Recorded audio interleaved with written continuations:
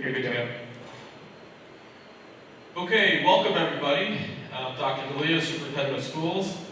I know we have a live audience, and we also have a live stream audience here tonight for our presentation on social media. Now, this is a very important topic, as we all know. This is not a new topic whatsoever, but it's due to a lot of our students who are entering middle school, the middle school world, even before that, obviously in elementary school. But this year we happen to have, a few incidents here in South Huntington where some students inappropriately using the internet created a threat. Thankfully, they were non-credible threats, but I can tell you that the consequences were very, very significant. And it's a lot of times in speaking with parents of those individuals, it's like, hey, they just did something that was stupid. Okay. Yes, very much so, but even well beyond that. Because when we ever get a threat here in the district, it takes about 3 to 4 hours for us, at least in working with the police department, to make sure that we can make it that it is a non-credible threat. Because I can tell you, if we can't get that information to say it's not credible, I will have to close a school or maybe the entire district until we can deem that it's not credible. So it is very serious, and it just doesn't happen here in South Huntington. I know a lot of you see the media in other places, but right now we're worried only about here in South Huntington, and we have Officer Levy from Suffolk County Police Department, who is going to present to you a presentation that he's done in other places that has been very, very well received, and it's very informative. So I thank all of you. I thank all of you online who are tuned in, and I'm going to turn this over to Officer Levy.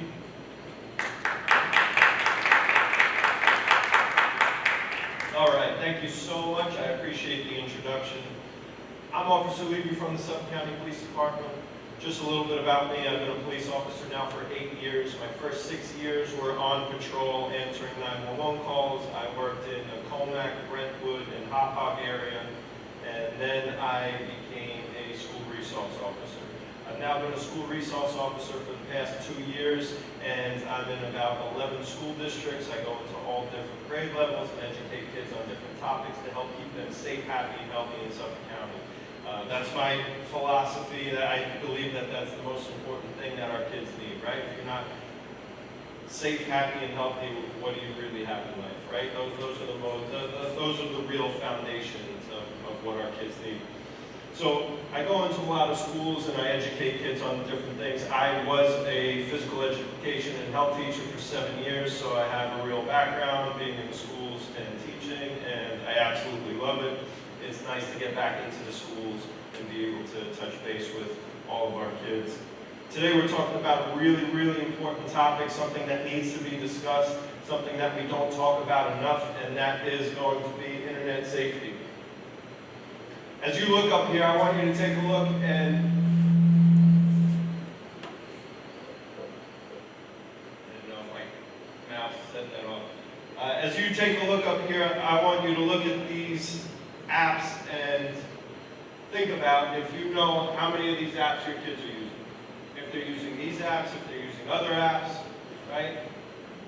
The facts are our kids use a lot of things, and some of us don't even know what apps they're using on their devices, let alone what each of the apps do, right? So it's very important that you understand which apps your children are using and what threats might be on those apps that you need to be aware about. With these apps come risks, right? Can these apps be addictive? Yes, absolutely. It's been scientifically proven that these apps are addicting. They release chemicals in our brains that replicate us being happy and excited, and those brains, those chemicals being released in our brain are addictive. Right? Our kids are addicted to the likes and the followers, they're addicted to the comments and subscribers, funny content, videos. And when they see this, those chemicals are released in their brains and they want more and more and more and more, right? But our kids sometimes are immature and they can't really comprehend what they're seeing, what they're doing, and that they are addicted. Impulsive, that's another big problem, right? Are these apps impulsive? Are our kids being impulsive on these apps, right? Impulsive is when you do things without thinking of the consequences. Well, 100% I see many kids being very impulsive on these apps. They're doing things without thinking of the consequences. They're saying things without thinking of the consequences.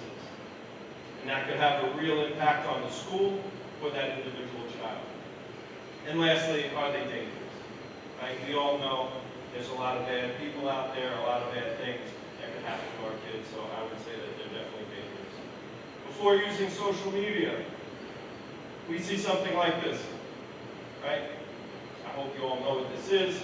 You have to verify your age, right? To use social media, our children need to be 13 years old, right? I'm in the 6th grade center in elementary schools, and I asked our students how many of them are using social media, how many of them are using those apps. I asked them to raise their hand, and 2nd, 3rd grade, a lot of kids are raising their hand. They are definitely not 13 years old. So why is it 13 years old to use these social media apps? There's a lot of different reasons. One of the main reasons is after you verify your age, we have the terms of service agreement. Now, what everyone needs to understand is this is a legal binding contract. This is the first legal binding contract that your child will ever sign. And even if you're not there, it's still deemed that you were there because whose phone are they using? It's not really your children's phone, it's your phone. You're the adult. You're responsible for everything your children do. You're responsible for what happens on that phone. When they approve and hit accept and don't read this legal binding contract, it's deemed that you were there and gave them permission to do so. So they are bound by everything in this legal binding contract. And they hide a lot of things in there. They make it very difficult for us to understand and read, right? I have a master's degree. I think I'm pretty smart. I never failed a class. I was an A student, but I can't make any sense of this. This is crazy. And that's done on purpose. 15 pages, big words that we don't understand tech things, right? But it's because they're hiding things. Right? Something like this, you grant us license to use your content however we see fit. Well, you know what that means? On many apps, your child doesn't own that video or own that photo anymore. It's their content. They could use that photo of your child, they could use that video of your child however they want. Right? That's something that we don't realize. So they're hiding all these things in there, and what we have to understand is 13 for a reason. There's a law that says these companies cannot steal anyone's data unless they're how old? 13 years old. So to cover their tails, they give you this. You have to verify your age. You have to show that you're 13 years old, and now that you show that you're 13 years old and sign the legal binding contract, well, now we're allowed to steal all your data that we want. So some of these apps will steal all your contacts in your contact album. They'll steal your friends' names and addresses and email addresses and phone numbers. Some of these apps will steal all the photos in your photo album, even if you didn't take it on the app, like we spoke about before. They will steal all those photos. They could use them however they want. You gave them access to do that. Right? Some of them will track you everywhere you go. They'll track your children because they want to know everywhere that you go. Because down the road they'll use that for marketing. But what information are we giving up? Are we telling them where we live, where we go to school, what stores we go to, what restaurants our kids, pizza places they're hanging out at, right? We're giving away a lot of information that we don't really want to be out there about our kids, right? And it even goes further than this. Who here has an iPhone? Who here unlocks your phone by looking at it with your face? You gave that company a lot of valuable data about yourself. That company can tell the difference between your face and 7 other billion faces on the planet now. You gave them all those specific features. They have access to it, and they can sell that to whoever they want. Right? In the future, Same thing. Yeah. Yeah, thumbprints are the same exact thing, right? That's information that could be stolen from us and used against us, right? So our kids are doing the same exact thing.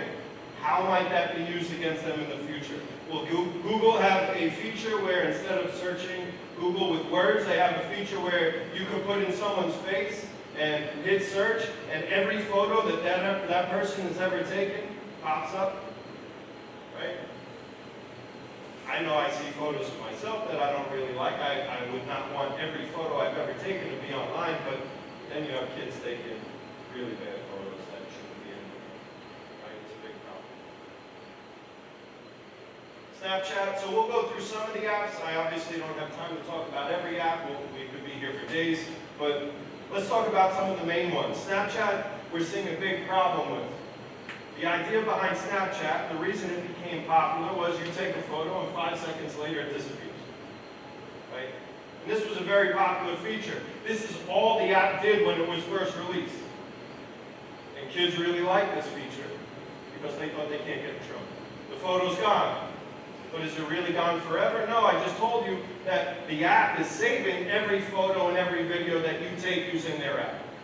Every single video and every single photo that you take is being saved to their database. That's a problem, right? That's a lot of information that's staying out there, and it's not gone forever. Not only are they keeping it, but it could be screenshotted, it could be screen recorded, they could use another device to take a picture of the picture. And the Suffolk County Police Department is seeing this come back and affect a lot of kids, right? We've seen kids get arrested because other people are screenshotting things. We're seeing photos be used against people, right, for blackmail. We need to make sure our kids understand what's appropriate to take a picture of and what isn't, right? The criteria when I speak to your children that I use is, if it's not appropriate for your best friend, your parents, a police officer, and a criminal to see that photo, then you should not have taken that photo, right? Next thing we have to talk about with Snapchat is now SnapMaps. SnapMaps is a really, really big problem, right? We're giving all of our friends and followers, and sometimes strangers, access to see where we are at all times. This is a big problem. We're sharing way too much information because this is my cousin's SnapMap, right? And I wasn't aware that my cousin is the most popular girl in all of Long Island. Apparently she knows someone in every town on the whole island. That's a problem. Because all those people can see where she is all day long because she grants them access. She has not turned on ghost mode. She's giving a lot of information, and we all know that there's really, really bad people out there. There's bad people out there that will hurt her and every other kid, and those bad people know how to use these apps. They know how to use these apps better than most of us. And they make fake profiles and they pretend to be children, and they might ask 5,000 kids in this area to be their friend. And if one of them accepts that friend request because they think it's someone else, like my cousin did, right? I asked her, I said, "Do you know all these people?" And she said, "Yeah, I think I know him from lacrosse camp. Yeah, I think I know her from church. Yeah, I think I met him at a birthday party from my friend who used to go to a different school." She thinks she knows all these people. She rationalized with herself that she knows these people, but are they really those people? She has no clue. And if she accepts someone that she doesn't know, they send out those 5,000 requests, one kid accepts it, what might they do with that information? This is how we see grooming take place. They might look at this map every day. They study. They watch everywhere your child goes.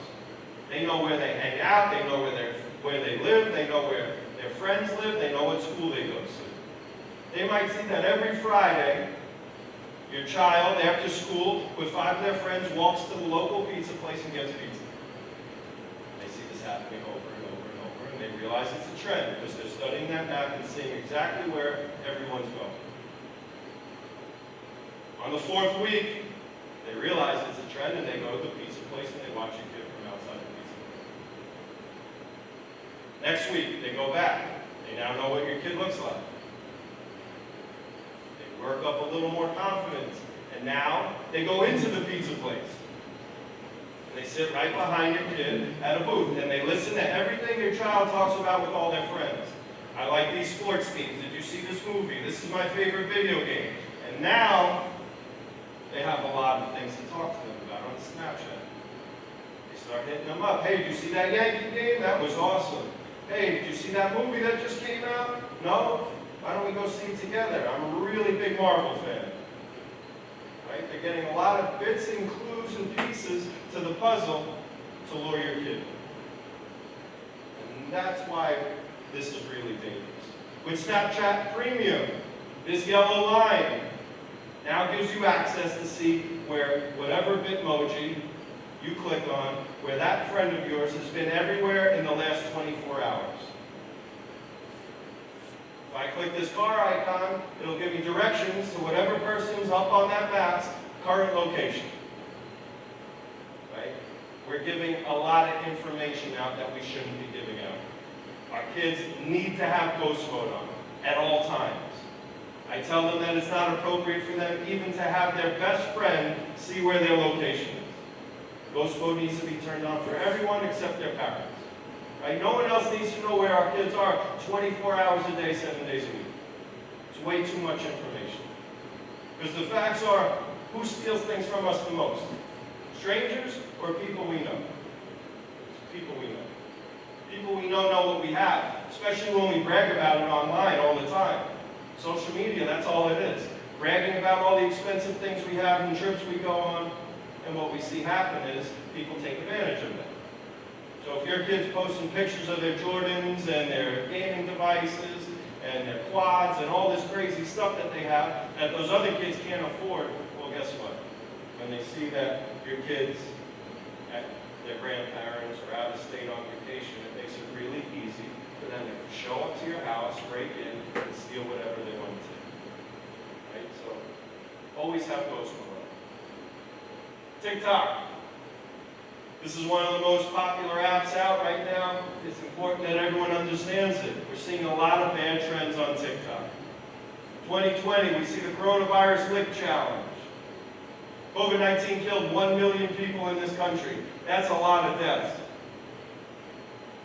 2020, they were telling your kids to go into public, lick public toilet seats. She's licking a toilet seat on an airplane, try to get COVID-19, bring it home, and get your family sick. The sad thing is, kids want to fit in.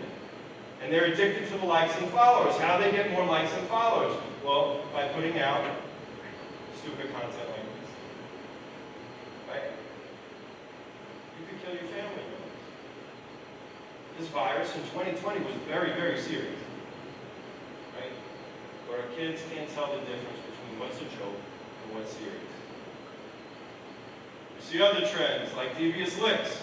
What our children have to understand is vandalism is illegal. And you have no right to go around and break other people's property. If you come to school and you break property, there are serious consequences. Right? Our children have to understand this. They think it's funny. I've had kids in the schools that I go to record, well, they took a hammer and broke the toilet and broke the sink and knocked the stall door off. And then they couldn't believe that we figured out who did it. They posted it online. It wasn't very hard.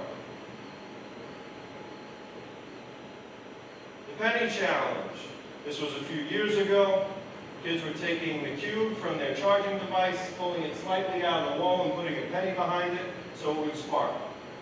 Well, we saw several people create serious fires. One person in Suffolk County started a major house fire which burnt down their house. Right? Our kids have to understand that these things aren't okay.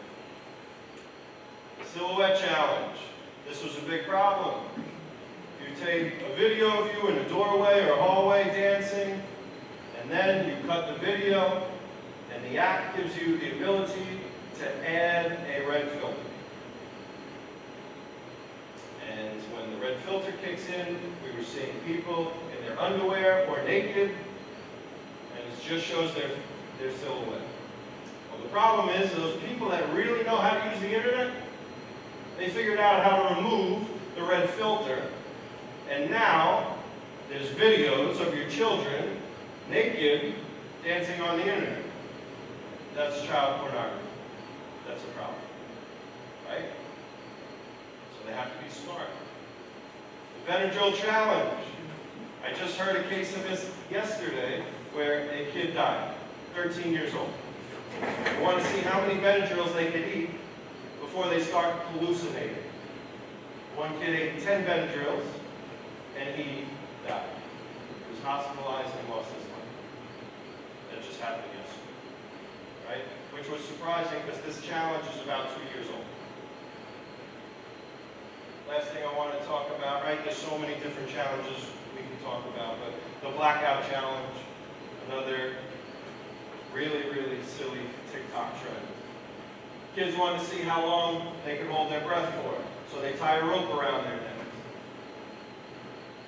And they leave it around their necks until they pass out. A lot of kids have someone else there with them, and they remove the rope and they're okay, but some kids did this by themselves because they don't know any better, and when they pass out, the rope's still around their neck, and kids were dying. Right? We're seeing so many silly, silly challenges. The lug nut challenge, where kids are going around removing 4 of the 5 lug nuts off your car and loosening the last one, so when you go to drive to work in the morning, guess what? Your tire pops off. You cause a serious accident. Sleepy chicken, they're marinating chicken in cough syrup and eating it, right? There's a lot of bad trends on TikTok, so we have to be very vigilant in watching what our children are watching. Let's talk about Instagram. A lot of our kids are using Instagram and they're putting content out that isn't appropriate, right? So, I don't know this person. We found this profile and he's doing so many things wrong, we had to share it with you. First thing he's doing wrong is sharing his full name and his date of birth.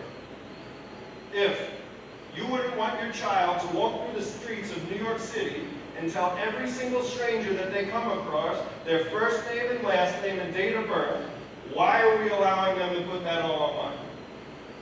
It doesn't make sense. We don't want our kids to give strangers information, but there's millions of people seeing this information online. We do nothing about it. It became normal. Next thing he's doing, he has 7,198 followers. That is a lot of people following him. Not to mention this profile page was public. So it could be even more people have access to his page. But I bet all of us combined don't know 7,198 people, let alone that many people that we can trust. Right? Our kids have to understand. It's not a competition to see who has the most friends. It's only be friends with people that you can trust. He's posting a lot of photos, things that he shouldn't be posting. His car and his license plate, why does that need to be online? I had to edit out the numbers, but that's not something that we should be putting online. He's posting pictures of expensive things he has. If I follow him on Snapchat, and I want a $2,000 computer, and I saw that he was out of his house and no one was home, well, it'd be very easy for me to go there and steal that computer.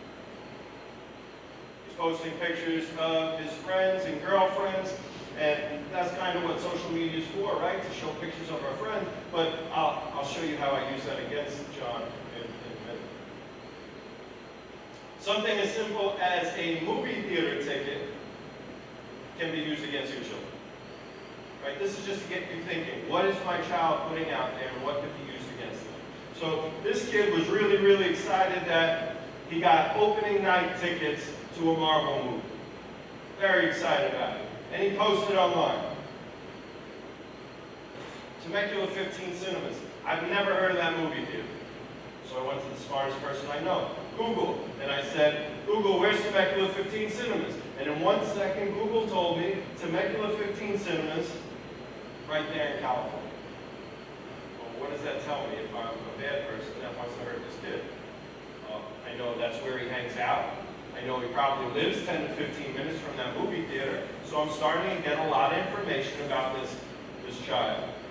I want to know more, so I asked Google, what high schools are near Temecula, California? And in 1 second, I got 3 results. 3 high schools. I had to figure out which one he went to.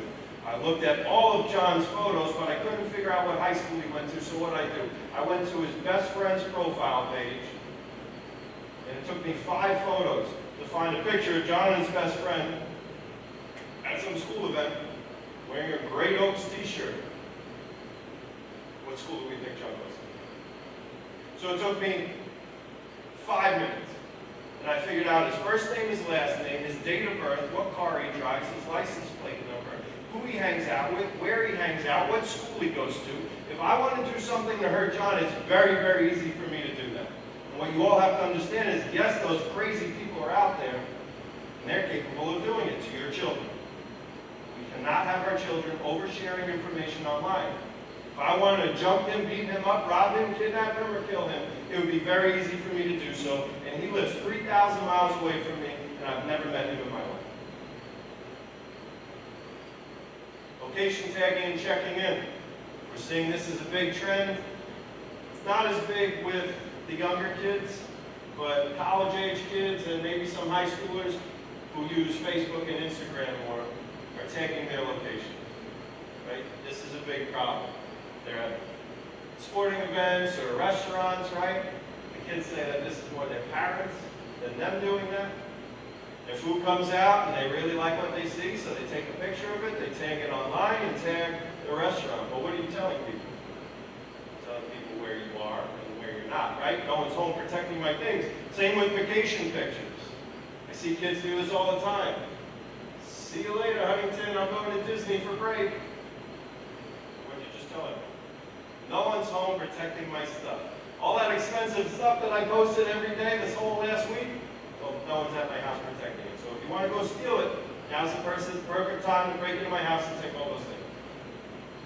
Right? And we are seeing break-ins correlating to things like this. It's okay to post this stuff, but don't post this stuff until you're home. That was a really good vacation. I had a great time.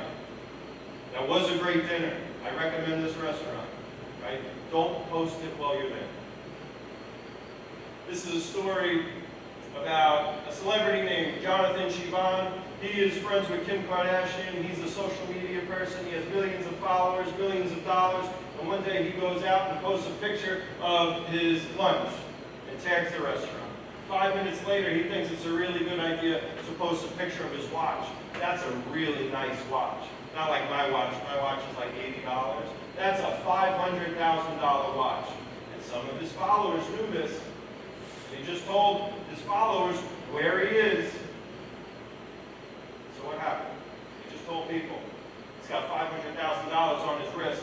As soon as he went to leave that restaurant, someone tried to jump him, steal his watch. Luckily, they weren't successful. But if he didn't post that photo, it would never happen. Now, our kids, I hope they all one day get $500,000 watches, right? They probably don't have that right now. But they all have expensive things that we don't want to have stolen from them. That they don't want to have stolen. So if you don't want to have it stolen, you have to be responsible in the things that you post online.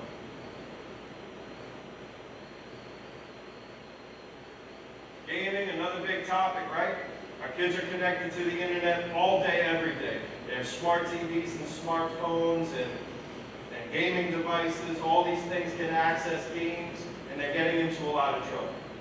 When I was their age, if I played video games with my friends, what I have to do, I had to invite them over to my house. I had to physically sit 3 feet away from the TV and play with my friend. They can play with people across the world now all day long. And with that comes a lot of risk. I don't care what gaming device they're using. I don't care if they're playing video games on their phone. Almost all those games have some sort of chat room where you can talk to people from other places. And that becomes risky.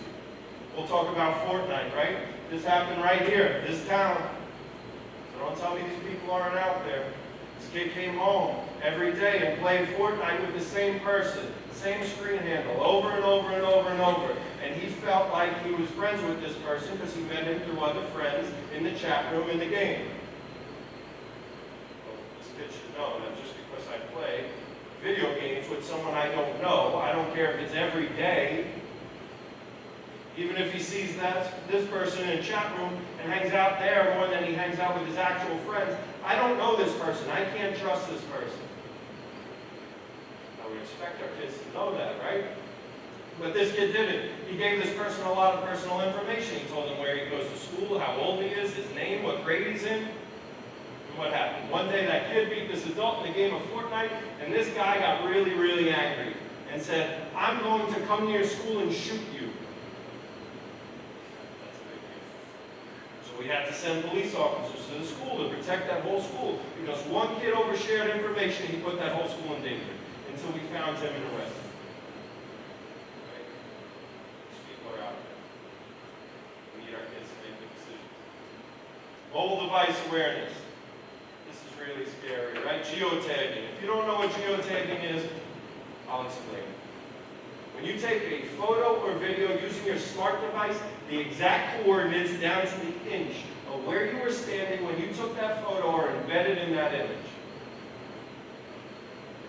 If you've never turned it off, it's enabled. If you've ever seen something that looks like this on your phone, geotagging is enabled. And this becomes really dangerous. Because if your kid takes a photo in their bedroom, and they send it to a friend, and that friend sends it to another friend, and they send it to 10 people, well, all those people, if they download this photo, can see the exact coordinates of where your child's bedroom is in your house. That's a little too much information to be shared. With the new iOS iPhone update, I know you could just swipe up on a photo, and the exact coordinates come up. There's a lot of information being released. If they post on Snapchat, if they post on Instagram or Facebook, if they post on TikTok, is their location embedded in that file? If you post something to TikTok, you record a dance with your friends in your bedroom, right? That's where we record most of our stuff in our house. And you post it to TikTok, millions of people can see that video. Well, we're not supposed to tell millions of people where we live. So we have to make sure we turn geotagging. Right? We don't want to give anyone that information who doesn't need it. If you have an iPhone, look for location services, and if you have an Android, you can look for Google location services. There's too many different types of phones. You have to look up your type of phone and how to turn those things on.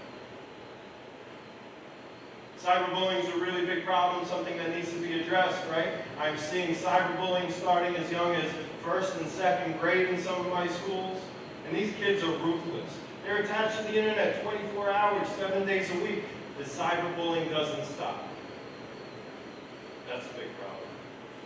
What am I talking about when I say cyberbullying? Spreading rumors or gossip about someone online, taking or posting pictures of someone and putting them online without their permission, harassing or threatening someone with mean or bad language, or obtaining a person's password and pretending to be that person. Right? This includes making fake social media accounts and pretending to be someone. Right? I see that happening a lot. Freedom of speech or a crime. This is just a small snippet, right? But what our children have to understand is their words have weight, their words have meaning. They're not little kids anymore. And if they say things, even if they don't mean it, and if it breaks the law, there are serious consequences for them. Threatening someone, even if it's a general threat like this, it's aggravated harassment 2nd degree. Now, do we arrest every kid who says, "I'm going to kick your butt"? No. I have a little brother, and he was really annoying one summer, right? And every day I told him, "I'm going to kick your butt if you don't stop it." Did I ever kick his butt? No. Did I get arrested for it? No. Right? We have to use our discretion. Every kid who makes a threat like this won't be arrested. But it's possible that they can be. So they need to understand that they need to be very careful what they're saying to other people. Suffolk County Cyberbullying Law. No person shall engage in cyberbullying against a minor under 19 years old. It is a misdemeanor, punishable by $1,000 fine and up to 1 year in jail. We take this very serious. This is if adults are bullying someone underage. I haven't ever heard of a minor being charged. Problems that start on the internet don't stay on the internet. This is really, really important, right? This kid was in the hospital with viral meningitis. And while he was in the hospital, he was in an induced coma. And on social media, everyone at school was making fun of him because he was really sick. He woke up, he got better, and he saw all these mean things on social media. He got really angry. And then some of the kids started to text him really mean things. And then one day he looked out his front window, and who did he see? The bully who's been texting him mean things. So he didn't think. He didn't use rational thoughts. He ran in the kitchen, grabbed a knife, ran outside, and stabbed that bully in the chest. Who got in trouble? The victim or the bully? The victim. The victim got arrested because he turned into the aggressor. You're not allowed to go around and stab people. Right? I tell this to our kids because they think they're safe as could be when they're in their house. They think they can say anything to any other kid and there'll be absolutely no consequences because mom and dad are here to protect me and I'm safe in my bedroom. Well, guess what? At some point, you have to leave your house. And what is that kid going to do? Are they going to come to the house and try to hurt them there? Are they going to see your kid at the park and try to hurt them there? Are they going to come to school and try to hurt them there? Or do they not just want to hurt your child because 5 kids made fun of them online and in school every day? Do they want to hurt every kid in this district now because they hate all of them? Every single kid they hate because they feel like they don't belong. They feel like they have no friends. They feel like all they do is come to school, get harassed, and be put down, and like their lives don't matter. This is a big problem. We have to be careful what our kids are saying online. Right? Just because it started on the internet doesn't mean it's going to stop. It's especially true over the summer. We see a lot of problems that escalate over the summer and then it ends up coming to a head in school when they're finally face to face. Right? So we need to make smart decisions.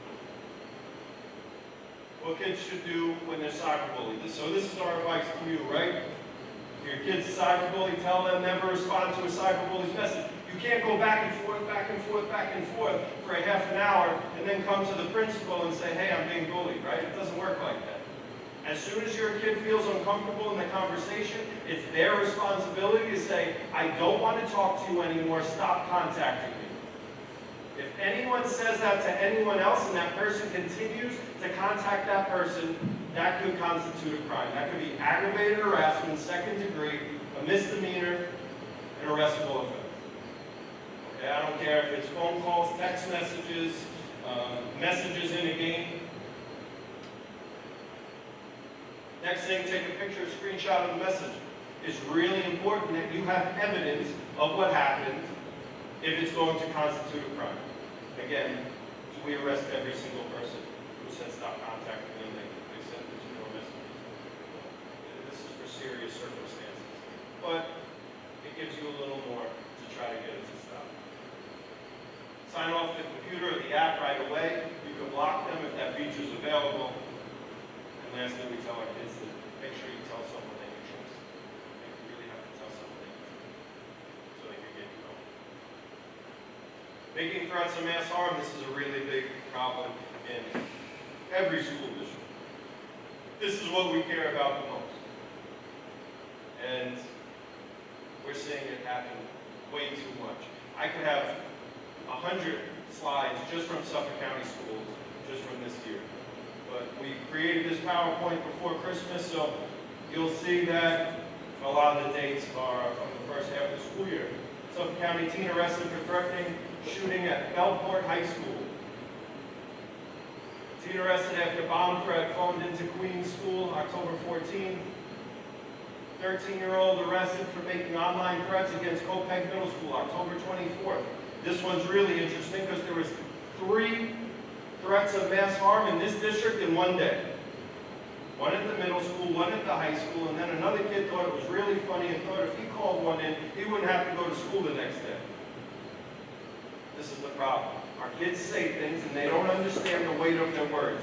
I don't care if your kids in 5th grade, they're not little kids anymore, they're becoming adults, and we have to teach them that they're becoming adults and their words have weight and their words matter. They have to only say what they mean, and they better only mean what they say, because if you start saying things like this, there's going to be real consequences at school and with the Suffolk County Police Department. East Hampton, another threat, 13 years old, October. I put this up here to show you that it doesn't matter what kind of school district you're in. This is happening absolutely everywhere, right? Everyone's affected the same way. Our kids think they can say whatever they want, and there's no consequences. That's not true. There's repercussions, right? So what are they? What happens if our kid says something, right? Your child can be taken to Stony Brook CPEP Psychiatric Emergency Room. This is a lockdown facility at Stony Brook, and you will not have access to your child until that doctor says your child is not a threat to anyone else or themselves. We take this very serious, because if you're making homicidal statements, that's a mental emergency. You need to see a professional. There's nobody better than Stony Brook. Suffolk Police can obtain a warrant to search your entire residence. That's not just your child's things, that is your whole house. Anywhere where they might have a weapon, if that's what they stated to do, or a bomb or anything like that, we will search every inch of your property. We might bring canines in. We will go through everything, because we owe it to every other kid in that district to be sure that that child will not hurt anyone else. Any weapons found can be taken by the police department for safekeeping and used as evidence against your child. We have no choice. Right? Yes, you have your right to bear arms, but if your child threatens someone else's safety, we must take that weapon. That cannot stay in your house. And lastly, your child can be arrested. Right? You don't want to ruin kids' lives. But these kids are doing it to themselves. They should know better. They know what they can say and what they can't say. And they have to think things through before they put it on fire. Possible New York State penal law charges for making threats of mass harm. So making threats of mass harm is a penal law charge. Let's look at it. With intent to intimidate or create public alarm, a person threatens to inflict serious injury or death at a school or any other public location. This next paragraph is the most important. A person is guilty of this law even if they did not have the intent or capability of committing the conduct threatened. They will be charged. All they have to do is say it, and they're guilty. Very easy for us to prove. Again, they cannot be saying things that they don't mean. You need to teach them that. You need to make sure that they understand that. Below are a few other charges that they could also be charged with, depending on what was said.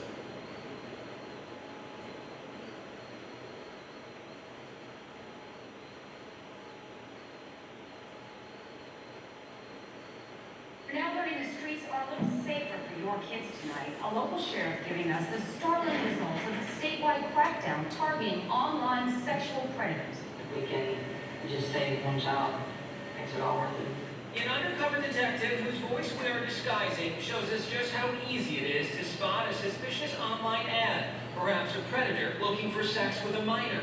You could do this 24 hours a day, 7 days a week, and you'd probably be able to find someone every day that you worked.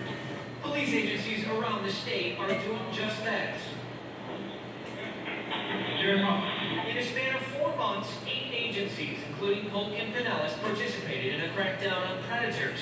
Undercover detectives posing as underage kids. Investigators say 132 men took the bait, thinking they were meeting for sex.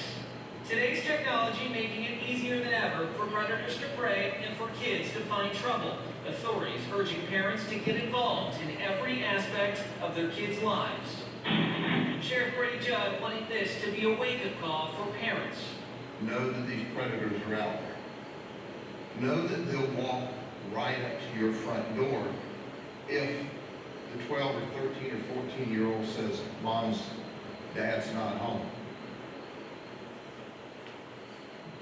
So this happened in Texas, right? They did a few-month surveillance and arrested 130 people in a few town area. These are bad people. I have no doubt that it would be the same if we did this here. If we did this on a massive scale, we would be able to catch just as many people.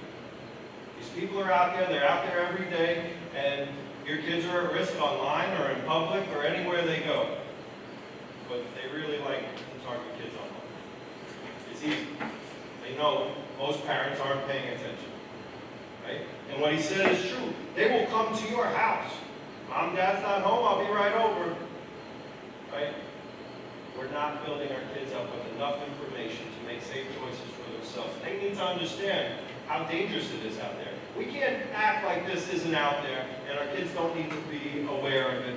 You need to teach your kids this information as soon as they have access to the internet, as soon as they have access to games and things like that. You need to make sure they understand what's out there, because these people will target anyone. Online grooming, when an emotional connection is made with the goal to trick, force, or pressure someone into meeting or to send sexually explicit messages or photos and videos. Okay, this is happening over and over and over. But I believe the statistics from the CDC, 1 in 5 kids has been sexually solicited online by online predators. 1 in 5. That's an alarming statistic. That's a lot of kids. This is happening to so many of them. And a lot of us aren't even aware.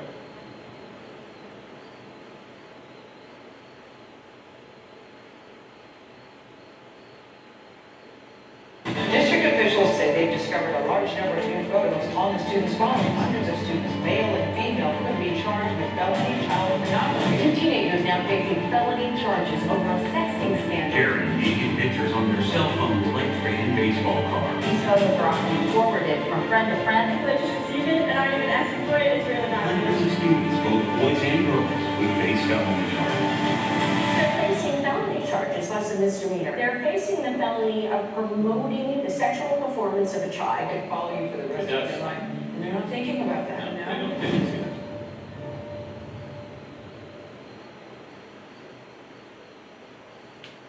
So a lot of us think that we don't need to talk about this. Our kids are still young. Our kids are in elementary school. That's not true. As soon as you give your child access to the phone, they need to know about this, because I've seen kids as young as 4th grade sending nude photos. Right? This is a big problem. Children aren't understanding that it's wrong, and it's getting worse and worse and worse. So what's sexting?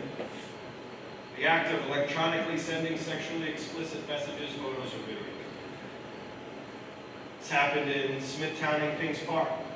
Some students went to Kings Park to a party, and 2 kids recorded a boy and girl hooking up. They then spread that information. They sent those videos all over the place, and what did it lead to? 2 Smithtown boys got arrested for sending those videos. A lot of other people got suspended from school. Real serious consequences. They're not 18. That content cannot be out there. Charges. Having inappropriate photos on your phone or computer, right? This is your child's phone or computer, but whose phone did I say it was? It's really yours. If your child takes a photo of themselves, that photo is on their phone. They've broken the law. What's the charge? They're in possession of obscene sexual performance by a child. They're in possession of child pornography. That's illegal, even if that photo is of themselves. They then send the inappropriate photo to someone else. They broke another law. Right? They're now promoting or distributing obscene sexual performance by a child. They're distributing child pornography. That is illegal. If your child receives that photo, even if they did not ask for it, they are now in possession of child pornography. That's a crime. They have a responsibility to report it. They have to go to their parents, who then have to decide, what do I do with this? Is it a full nude image? Is it something that doesn't quite qualify as that? But I want that picture of my child out there. If you wouldn't, you should probably report it. Cover your own tail, report it to the police, get documentation. My child didn't ask for this, they reported it to me. I don't want this to come back on them. I'm going to go to the other child's house who sent it and do an investigation. Okay. If these These pictures are sent to someone in another state, it's considered a federal felony, and all of these can result in your child being a registered sex offender. Promoting child pornography, that has a serious charge. Right? They need to be smart, because we're seeing real consequences. Sextortion, everyone needs to know what this is.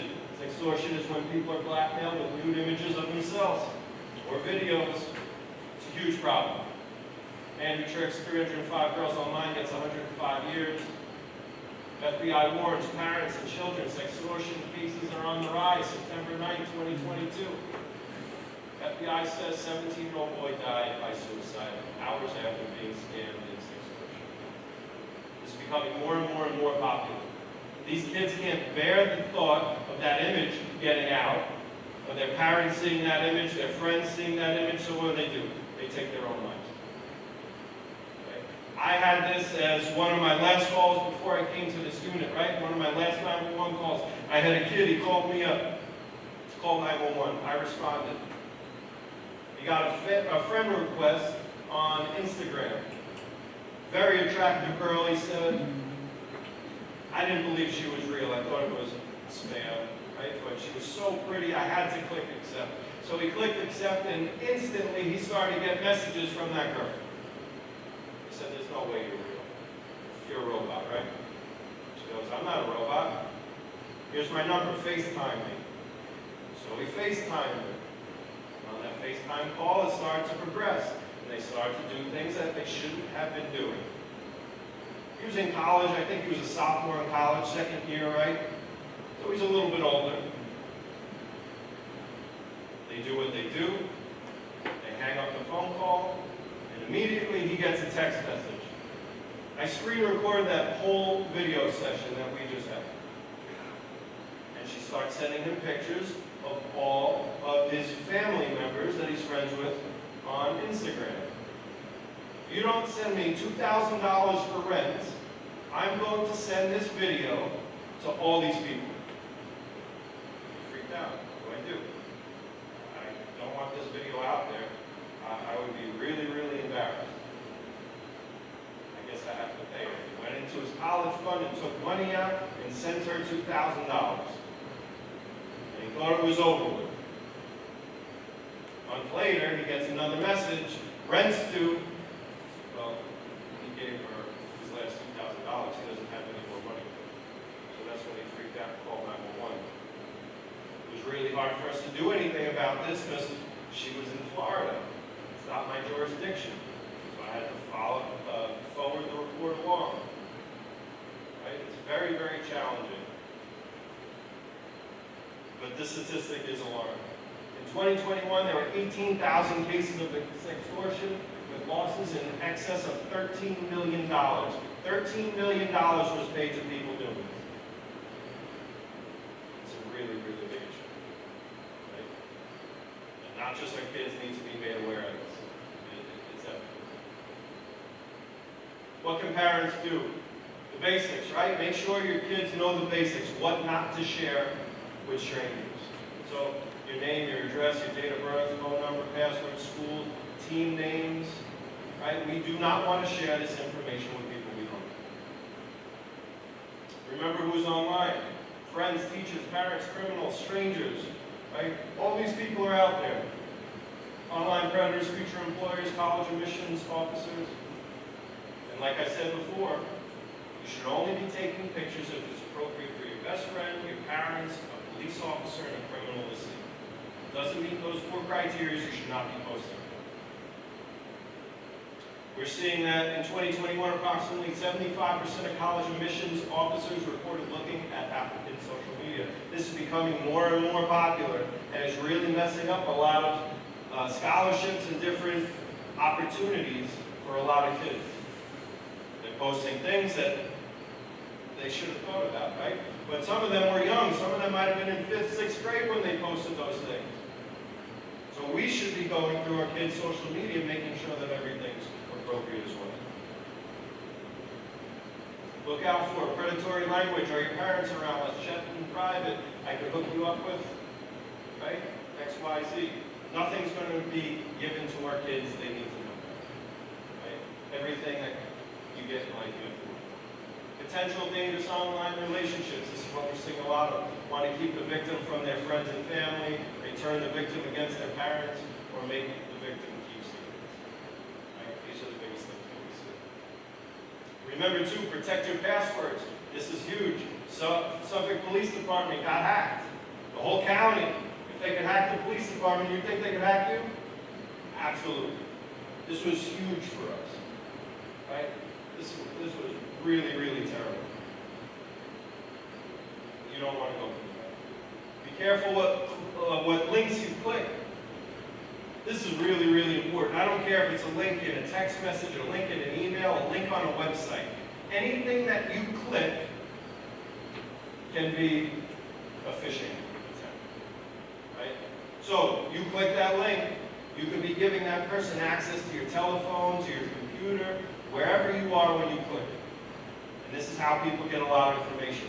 There was a girl, she got a text message from her uncle's phone.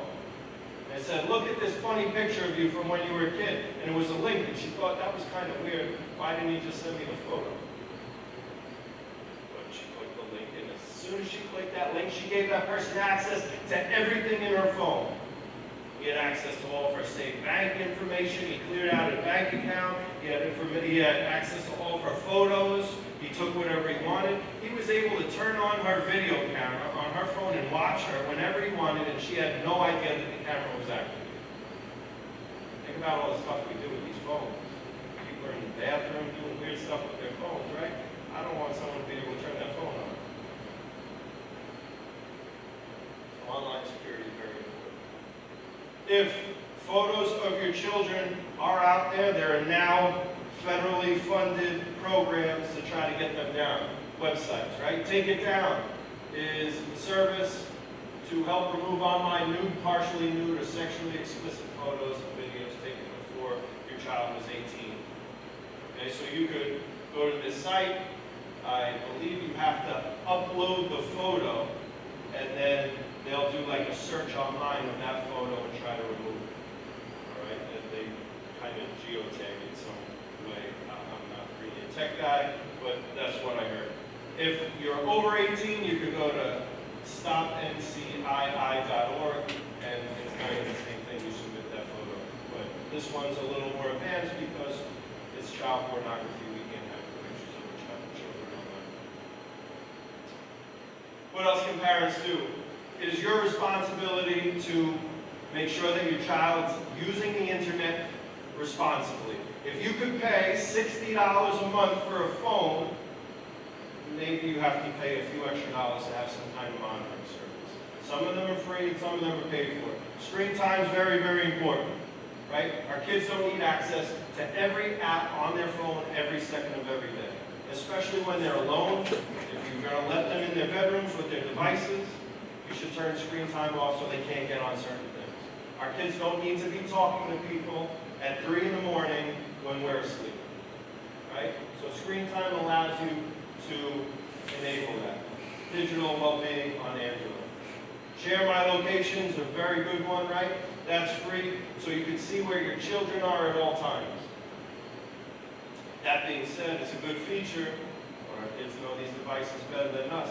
And we're getting reports of kids saying they're at one friend's house and setting the location at that house and then going somewhere else, and the phone's not registering and telling you that they did. Right? So you have to be aware. Life 360 is another good one where you can monitor your kids. This has a few extra features. This is a paid app, but it can tell you how fast your children are driving, if they're fast accelerating or hard braking. It can tell you if they're in car accidents and when they arrive home and when they leave home. Right? So you're paying for it, but you're getting a few extra features.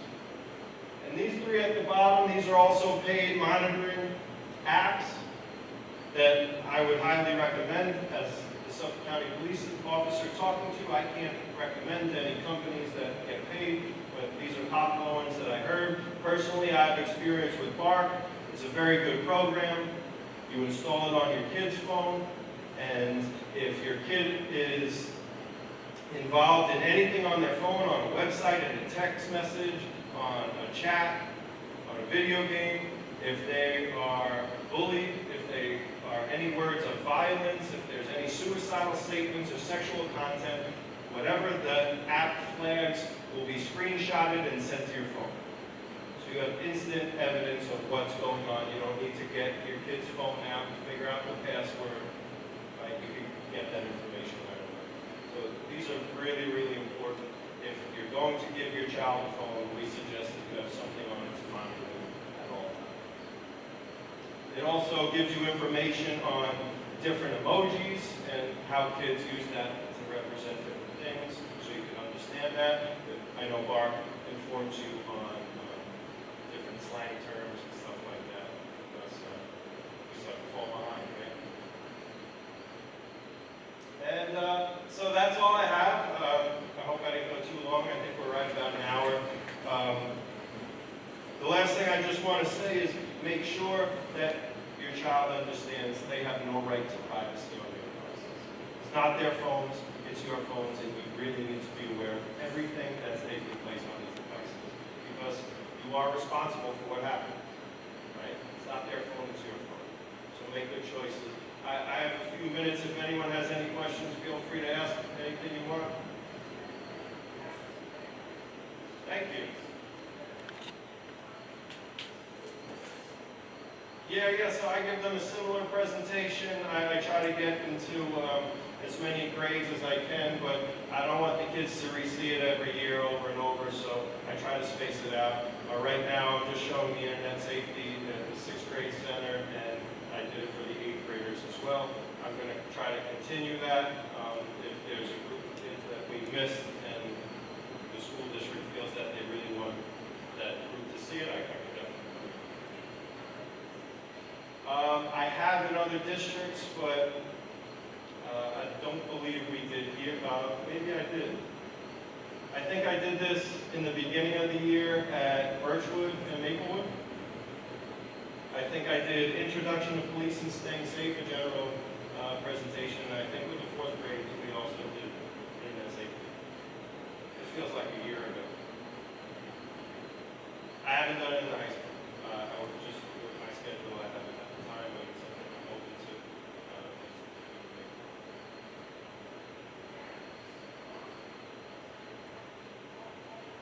Yeah, definitely. We try. I think it was live stream. I mean, interrupt, but could you just reiterate the question for the people on the live stream? Was this being recorded? Yes. Thanks for the reminder.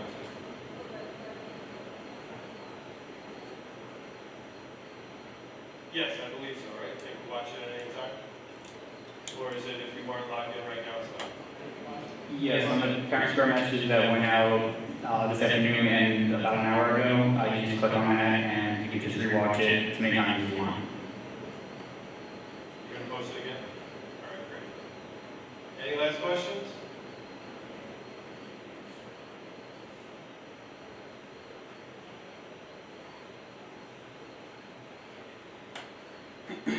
So, what are some things parents can do for?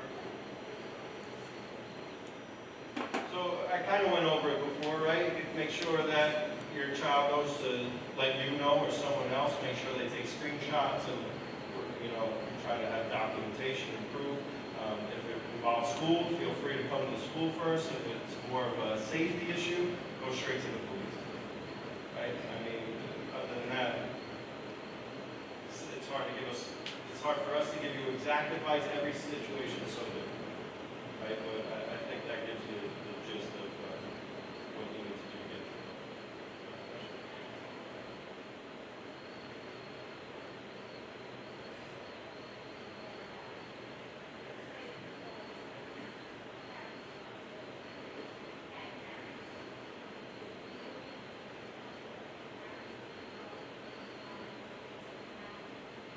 And anything's possible, right? Can parents be charged with crimes because it's really their phone? That's the question. Yeah, I mean, think about it. You bring the wrong phone to school, to work, you grab it in the morning, and you're going through photos, and the person sitting next to you sees nude photos of children. Yeah, you're definitely going to be charged, right? I mean, crazy things happen. I've never seen a kid send the picture and the parent gets arrested, but anything's possible. I mean, you gotta be safe than sorry, right? Because you never know what the outcome might be.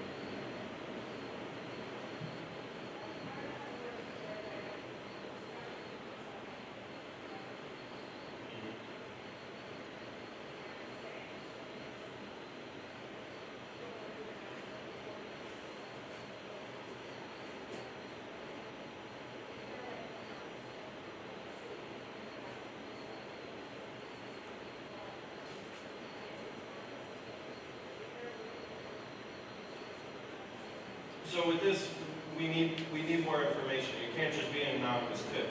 We need to see the post, and we need to know who sent it to your child. We need to do an investigation. If it's just an anonymous tip, but we're not going to be able to get anywhere with the investigation. Right?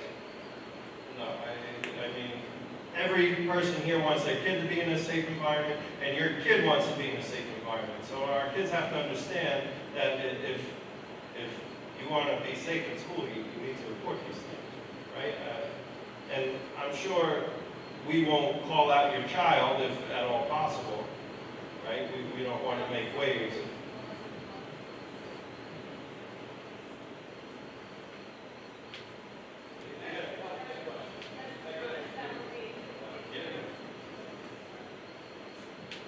Yeah, I can tell you, we had parents help us tremendously this year. Like the officer said, you know, if somebody's saying, hey, I'm going to shoot up the school tomorrow, and your child goes to that school, I don't think you're going to hesitate to contact the building administrator or the second precinct. And when it comes down to that, it's not about being anonymous anymore. It's about life and death, you know, and you see what's going around in this country right now. It's absolutely scary. And it's real. And so, you know, parents aren't really hesitating in our experience here. And like I said, they've been non-credible, but still, you see a threat on your child's phone, and then your child's sharing it because your child is scared. Trust me, your instincts will not say, wait, I'm not saying you wouldn't do this, or anybody would, but you're not going to say, wait, I'm not sure I want, you know, does this may come back to me? It's definitely a different feel.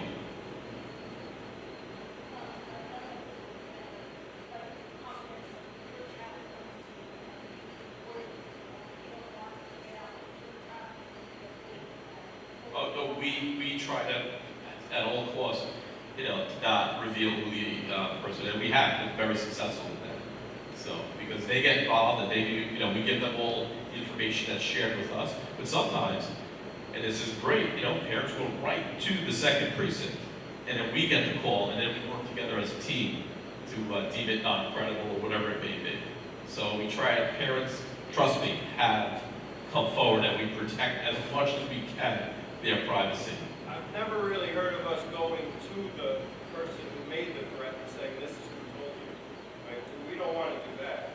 But we do have to interview your child and find out all the information we can. And that's immediately as well.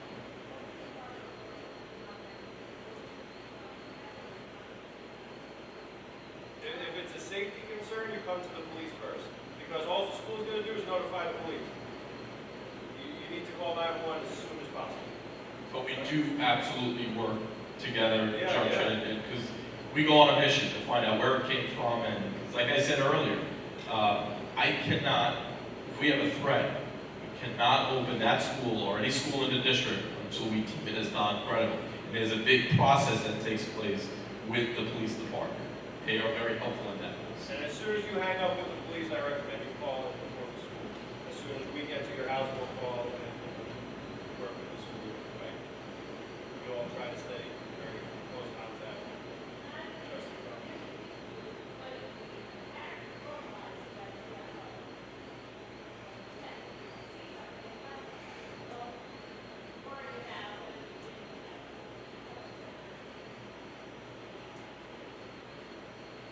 The good thing is, a lot of parents have that same philosophy.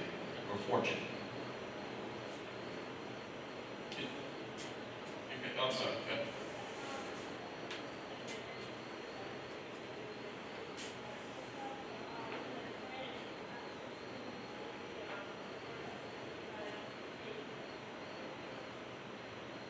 Can you see that you have a question? I'm sorry, I just didn't hear.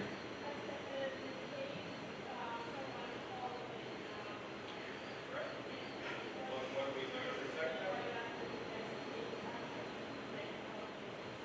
We're going to investigate, right? We're going to talk to whoever said it. We're going to go to that kid's house. We're going to search those houses, right? We're going to do everything we can. The school's going to take different steps, right? You guys close school if necessary, or... We will, if we don't, you know, if it's deemed still to be credible, the school's gonna start in 15, 20, 30 minutes, we can't take chances. We're gonna have to. Fortunately, we haven't gone wood somewhere, but we haven't had to. But that's the real process here. Because once, you know, I remember, you know, the Stimson situation we had and some other ones where it's, and I apologize, calling you 10 o'clock at night earlier this year, but I have no choice, and I'm gonna do a K-12. We're not just going to specifically go for the one school where we did the incident happen. You had, you know, their siblings in other schools, and there could be impact, by the way, because we could be very fresh in the investigation as well. And So, if the kids are in school, the school's going to go into lockdown. Right, so, the schools have plans set in place. We can't make them all public, but the school does have a very precise plan that they go over with the police department, and I think it's put out to the state. yes, we have to submit it to the State Education Department every August before school starts. Those plans get updated with our teams, our safety team. We have a district-wide safety team. We also have building safety teams. And as you know, this district definitely looks at safety in a very important way. That all districts do, but I'll speak for South Huntington, and we're not going to take any chances. You know, as we know, you send, you know, your children to school, and you need them to come home. And they're your prized possessions, and we treat them as such.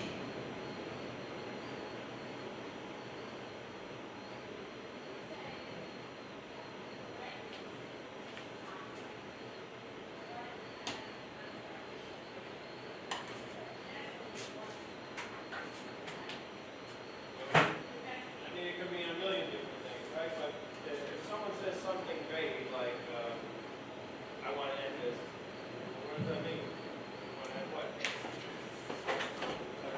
That doesn't really mean someone meant they're going to come to school and do something horrible. So that's how that works. And we will take that very serious in investigation. They might have to go to school and see that and be evaluated, right? But it's not always, I'm going to bring a gun to school and shoot someone, right? There's a lot of gray area there that we have to decide if it needs to, we take it very seriously.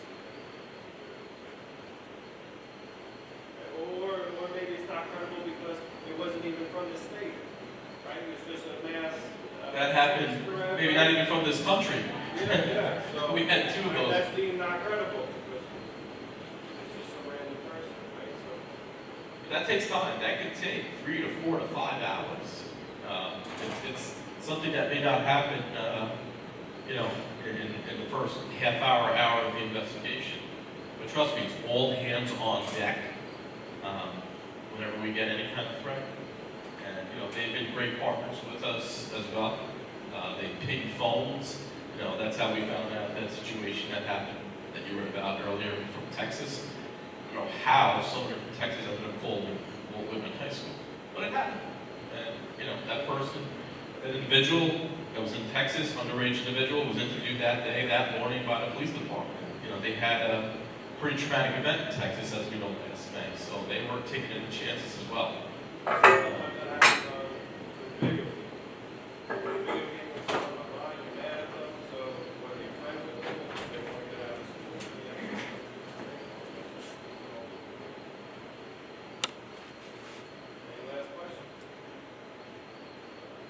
Thank you, Officer Levy, and thank you for everybody coming. We appreciate it. Thank you.